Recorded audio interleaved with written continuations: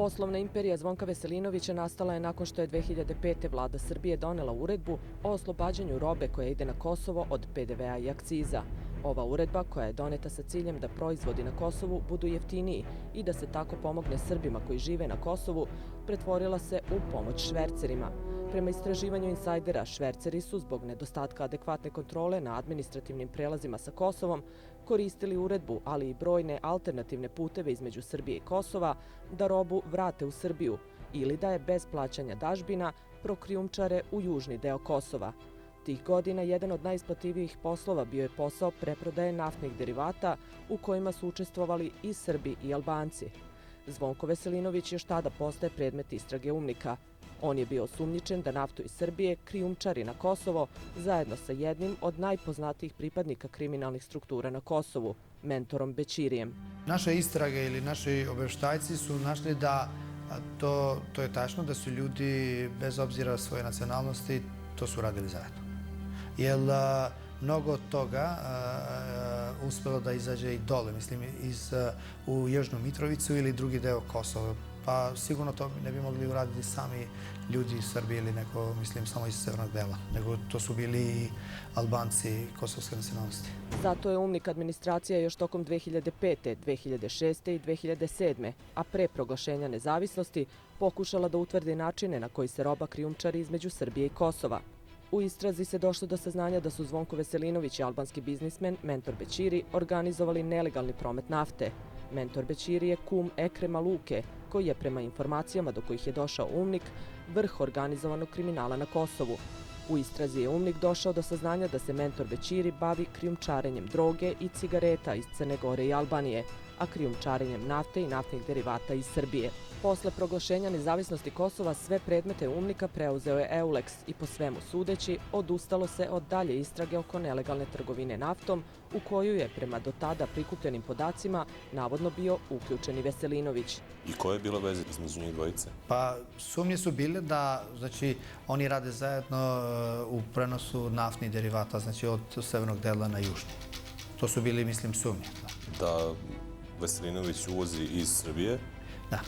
Znači da on radi to, a također surađuje sa mentorom Bećirijem i svojim grupom, znači na južni deo. Oni su to uradili, mislim, na raznim načinima. Zvonko Veselinović hapšen je 2003. godine i zbog sumnje da je preprodavao drogu. Sa njim su tada na prostoru Raške i Novog Pazara uhapšeni i Dražan Stojković i Strahinja Šunjević iz Kosovske Mitrovice i Novog Pazara. Uhapšeni su pod sumnjom da se organizovali preprodaju preko 3 kg heroina. Na saslušanju u policiji sva trojica su priznali delo.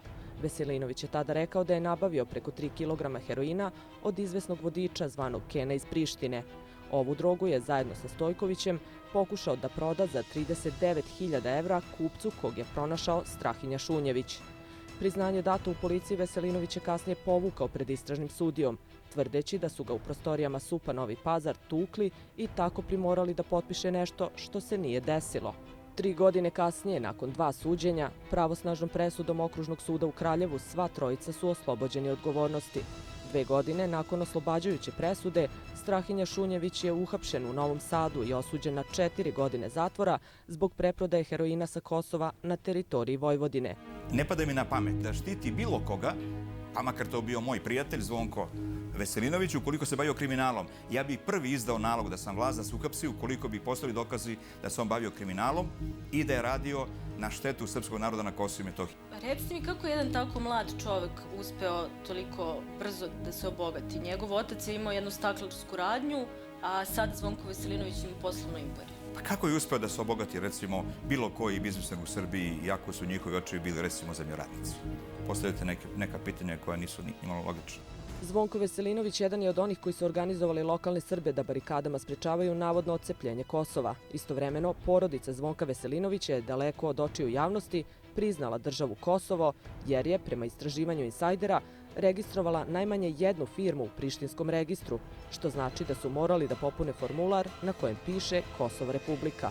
Proverom u Kosovskom registru novinari insajdera utvrdili su da je 17. juna 2008. nakon što je Kosovo proglasilo nezavisnost, firma Tim Petrol, u čijem vlasništvu su pumpe Zvonka Veselinovića, prema kosovskim zakonima, registrovana na njegovog oca, Jovana Veselinovića.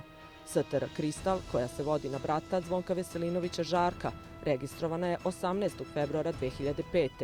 pa se danas kao aktivna navodi u Kosovskom registru.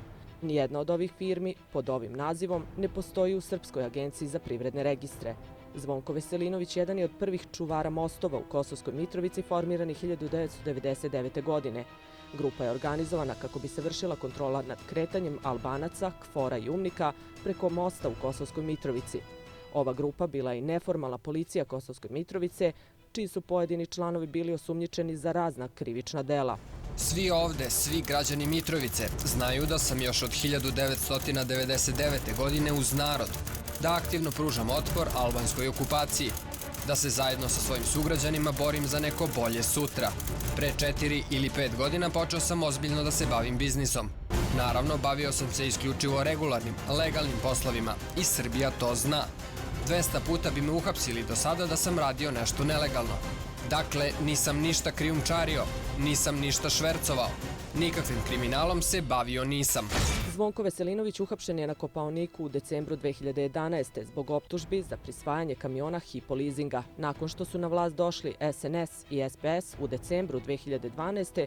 pušten je iz pritvora, pošto se specijalni sud oglasio nenadležnim za njegov slučaj. Ovu odluku kasnije je ukinuo apelacioni sud, pa je postupak ipak nastavljen, a Veselinović se branio sa slobode. 2015. specijalni sud presudio je da nije kriv. Odlukom apelacionog suda 25. marta ove godine oslobođen je pravosnažno svih optužbi.